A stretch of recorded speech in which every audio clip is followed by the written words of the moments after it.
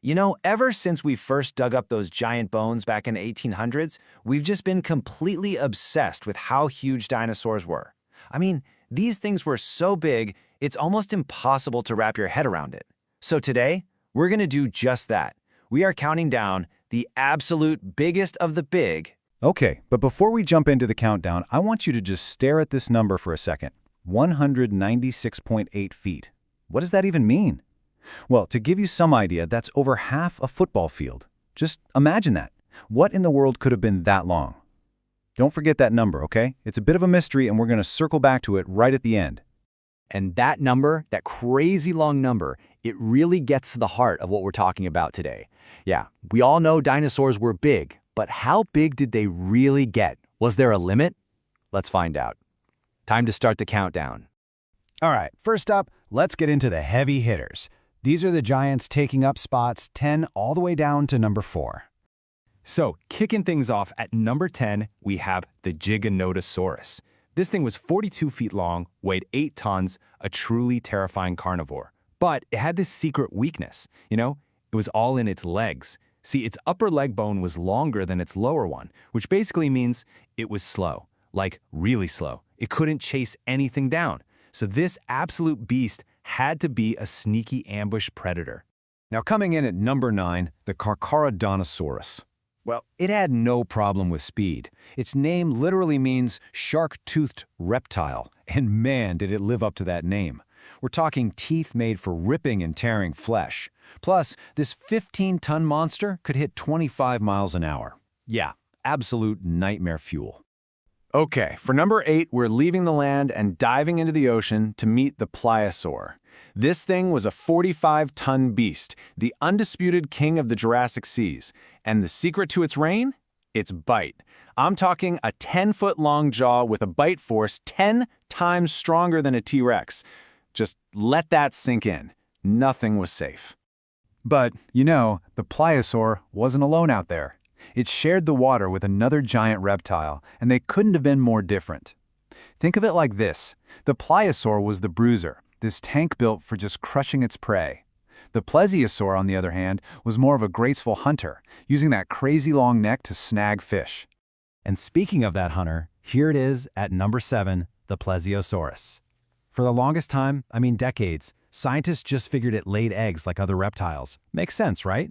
But then, they found a fossil of a mother with a tiny baby fetus still inside her. It proved she gave birth to live young, kind of like a mammal. It was a total game changer, completely flipped our understanding of these creatures. All right, at number 6, we've got a creature that couldn't make up its mind. Land or water. I'm talking about the Spinosaurus. This thing was a true hybrid. It had hind legs shaped like oars and a tail that worked like a rudder. And get this, its skull was over 6.5 feet long. That's the biggest skull of any carnivore ever. It was perfectly built to snatch massive fish right out of the water. Okay, we are cracking the top 5 now. And here's our first massive plant eater, the Diplodocus. This dinosaur was ridiculously long. We're talking over 100 feet. But what's weird is, it was pretty light for its size, only 15 tons. But its real party trick? That tail. It could whip it so fast it broke the sound barrier. 746 miles per hour, creating a literal sonic boom. Imagine hearing that crack. What a way to scare off predators. And sliding into the number 4 spot is an icon, the Brachiosaurus. You've definitely seen this one. Its name means arm lizard, which points you right to its coolest feature. Unlike other long necks, its front legs were way longer than its back legs. This gave it this awesome giraffe-like slope, which was perfect for munching on leaves at the very top of the trees. Okay, we've seen some absolute monsters so far, but now we're in a whole different league. It's time to slow down, take a breath, and meet the top 3, the true titans, the biggest of the big.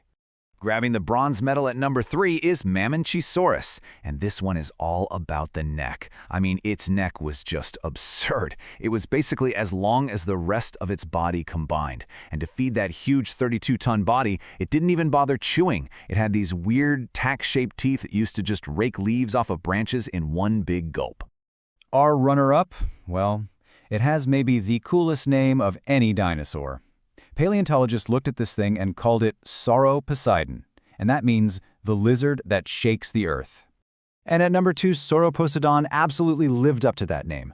Look, it wasn't the longest and it wasn't the heaviest, but at nearly 60 feet tall, it was the tallest dinosaur we've ever found. To give you an idea of that scale, just one bone from his neck, a single vertebra, was almost 5 feet long by itself. I mean, come on, that's just mind-boggling. But even the Earthshaker gets beaten when it comes to pure weight.